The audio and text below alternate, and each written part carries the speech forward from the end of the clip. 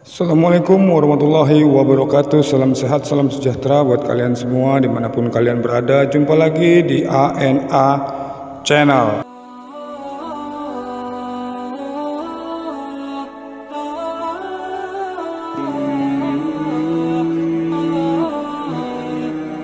Ma'asyiral muslimin rahimakumullah.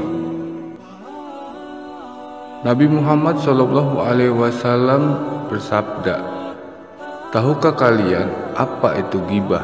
Tanya Rasulullah kepada para sahabatnya. Sahabat menjawab, "Allah dan Rasulnya yang lebih mengetahui." Nabi SAW berkata, yaitu engkau menyebutkan mengumpat sesuatu yang tidak disukai oleh saudaramu. Kemudian ada yang bertanya kepada Nabi SAW, "Bagaimanakah pendapat engkau bila yang disebutkan itu memang benar ada padanya?" Nabi SAW menjawab, "Kalau memang ia benar begitu, berarti engkau telah mengumpatnya. Tetapi jika apa yang kau sebutkan tidak benar, maka berarti engkau telah berdusta atasnya." Hadis riwayat Muslim. Semoga Allah Azza wa Jalla selalu menyelamatkan kita dari dosa ini dan senantiasa menambahkan taufik dan hidayahnya untuk kita semua. Wassallallahu ala nabiyyina Muhammad wa ala alihi wa sahbihi wasallam. Perilaku ghibah adalah perbuatan tercela yang dilarang keras oleh agama Islam. Membicarakan keburukan orang lain disebut ghibah atau menggunjing. Islam sangat melarang ghibah, yaitu menggunjingkan keburukan atau aib orang lain. Pengertian aib sendiri merujuk kepada perbuatan, tingkah laku, cacat fisik, dan lain sebagainya. Maka dari itu, perilaku ghibah ini menjatuhkan harga diri dan martabat seseorang yang digunjingkan. Padahal menjaga martabat muslim lainnya merupakan satu kewajiban. Larangan tentang ghibah ini juga tertuang jelas dalam Al-Quran surat Al-Hujurat ayat 12 yang berbunyi sebagai berikut. "Hai orang-orang yang beriman, jauhilah prasangka, sesungguhnya sebagian prasangka itu adalah dosa, dan janganlah kamu mencari-cari kesalahan orang lain, dan janganlah ada di antara kamu yang menggunjing sebagian yang lain. Apakah ada di antara kamu yang suka memakan daging saudaranya yang sudah mati? Tentu kamu merasa jijik, dan bertakwalah kepada Allah Subhanahu wa Ta'ala. Sesungguhnya Allah Maha Penerima Taubat dan Maha Penyayang." Sebagaimana yang tertulis pada ayat tersebut, larangan ghibah terlihat jelas pada kalimat, "Janganlah sebagian kamu menggunjingkan sebagian yang lain." Lebih lanjut dijelaskan, ghibah ibarat memakan daging saudara sendiri yang telah mati. Pengertian ghibah juga dijelaskan oleh Rasulullah SAW pada salah satu hadis yang diriwayatkan Abu Daud. Dari Abu Hurairah berkata, Rasulullah SAW pernah mendapat pertanyaan, "Wahai Rasulullah, apakah yang dimaksud dengan ghibah?" Rasulullah SAW menjawab, "Engkau menyebut tentang saudaramu yang tidak ia sukai."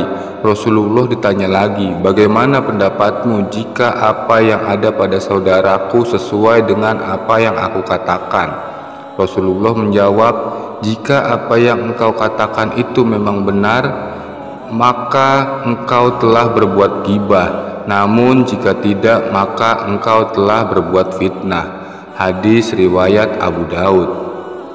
Ghibah dan fitnah keduanya merupakan perilaku tercela. Hanya saja yang membedakan adalah benar atau tidaknya apa yang dibicarakan. Larangan ghibah disebut pada hadis lainnya.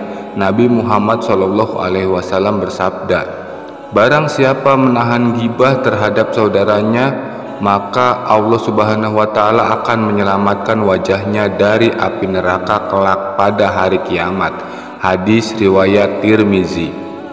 Pada hadis tersebut dijelaskan bahwa Mereka yang menjauhi perbuatan ghibah akan dijanjikan Allah Subhanahu wa taala keselamatan dari api neraka saat hari kiamat kelak. Sebegitu celaknya perbuatan ghibah. Lalu hadis lainnya juga menjelaskan larangan ghibah dan konsekuensi yang didapatkan saat hari kiamat kelak. Sebagaimana sabda Rasulullah Shallallahu Alaihi Wasallam yang berbunyi, barang siapa yang menutup aib saudara muslimnya, Allah Subhanahu wa taala akan menutupi aibnya pada hari kiamat. Dan barang siapa yang mengumbar aib saudara muslimnya, maka Allah Subhanahu wa taala akan mengumbar aibnya hingga terbukalah kejelekannya di dalam rumahnya. Hadis riwayat Ibnu Majah. Betapa buruknya perilaku ghibah hingga Allah Subhanahu wa taala dan Nabi Shallallahu alaihi wasallam melarang keras perilaku ghibah tersebut. Hal ini terlihat jelas dengan larangan ghibah yang terdapat dalam Al-Qur'an dan hadis. Untuk dari itu, mulai sekarang hindari kebiasaan membicarakan keburukan orang lain, sebab akibat dari perbuatan tersebut sangatlah berat dan dapat menjerumuskan kita ke dalam neraka. Nauzubillah min zalik summa nauzubillah. Allah Subhanahu wa taala juga mengingatkan kita dalam Al-Qur'an tentang bahaya ghibah. Bahkan saking bahayanya ghibah, Allah Subhanahu wa taala di dalam surat Al-Humazah sudah menyiapkan neraka khusus untuk pelaku yang suka menggibah. Al-Humazah berarti pengumpat.